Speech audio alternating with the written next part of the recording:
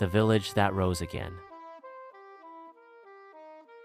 On the rugged coast of Tohoku, there was a small fishing village where life followed the rhythm of the sea.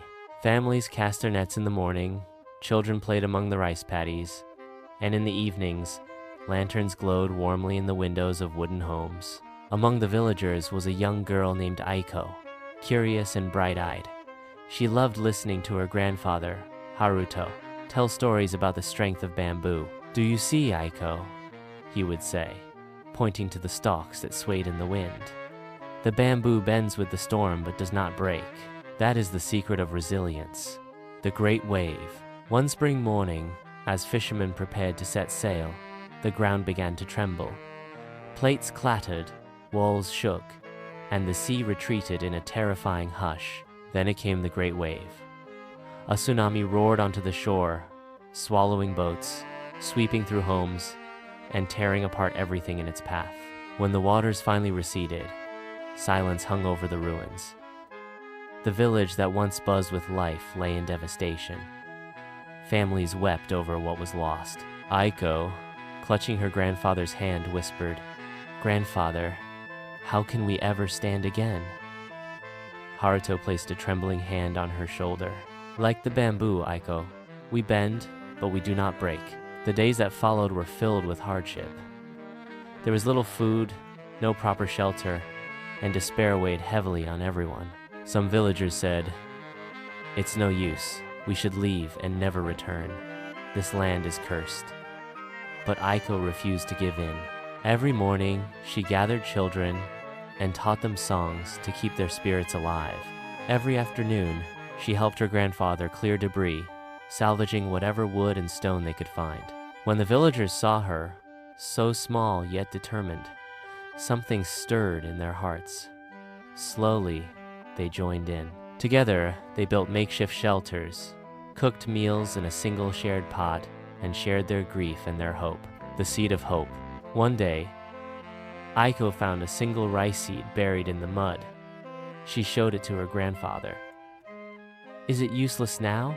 she asked. Haruto shook his head. "No, my child. This seed holds life, just as we do. Plant it." Aiko pressed the seed into the soil near the broken paddies. The villagers watched and smiled faintly, though many doubted it would grow. But weeks later, a green shoot emerged, fragile yet strong. The sight of it brought tears to the eyes of the weary villagers. That tiny sprout became a symbol, a reminder that even after devastation, life begins again. The return of the village. Months turned into years. Slowly, houses were rebuilt, boats carved anew, and rice fields replanted. It was not easy. Storms returned, hunger visited, and sorrow lingered.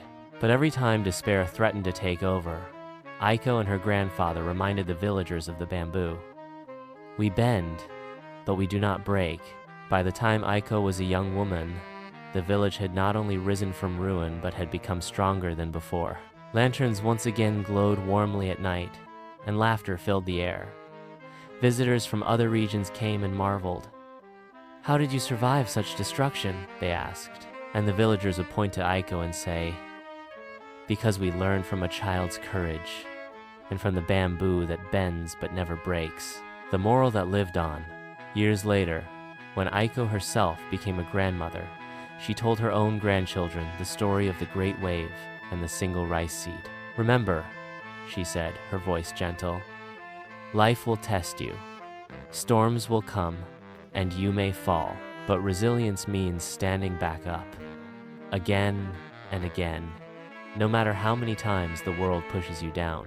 The children nodded, gazing at the tall bamboo swaying outside, each stalk a living memory of their village's strength. Moral of the story. Resilience is not about avoiding hardship, but finding the courage to rise again. Like the bamboo, we may bend, but with strength and patience, we do not break.